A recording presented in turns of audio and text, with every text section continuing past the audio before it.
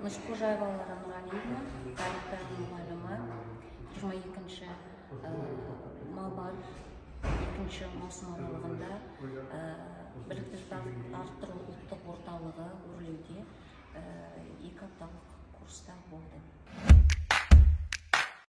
Алматы облысы еңбек сіңірген ауданының еңбек орта мектебінің тарих пәнінің мұғалімі Ашкеева Кәрібекқызы, Республикалық кәсіби даму институтының жетекші маманы Гүлжанат Ғабдулахметқызы Байболованың жетекшілігімен өткен курстың тыңдаушысы болдым.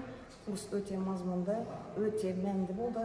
Рухани құндылықтарға толы әрі болашақта біздің кәсіби біліктілігімізді арттыруға көп үлес қосатындығына кәміл сенемін. Есімім Әбдіқадыр Айдосбақытұлы.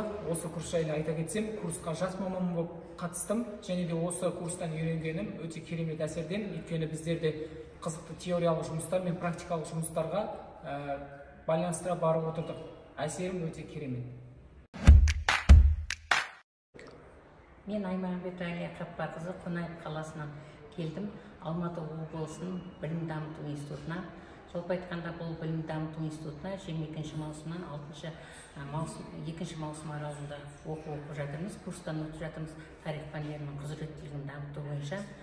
Жалпы айтқанда осы өрлеу біліктілікті арттыру ұлттық орталығына алғысым шексіз, өйткені себебі осы ұлттық құзыреттілігімізді дамыту барысында көптеген білім алдық.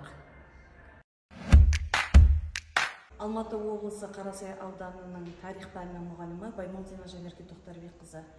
Өрлеу біліктілікті арттыру кәсіби орталығының ұйымдастырған курсы тарих пәні мұғалімдерінің рухани жаңғырып, тарихи санасының одан ары арттыруына үлкен үлес қосты.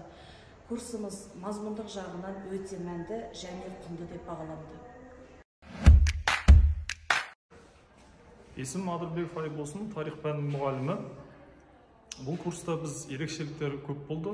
Соның ішінде құндылықтар деп айтсақ болады. Біріншіден музейлерді аралап, музейлердегі жаңағы жәдігерлерді көріп, атап айтқанда Дінмұхамед Ахметұлы Қонаев музейі, Есік қаласында сақ қорғандары, тағы да басқа музейлерді аралап шықтық. Бұл бір артық ерекшелігі болды. Екіншіден, жақсы жаңа әдіс тәсілдерді осы курста біз біліп үйрендік. Апайымыздың өткізген сабақтары өте жаңа құндылыққа толы сабақтар болып жадымызда қалды.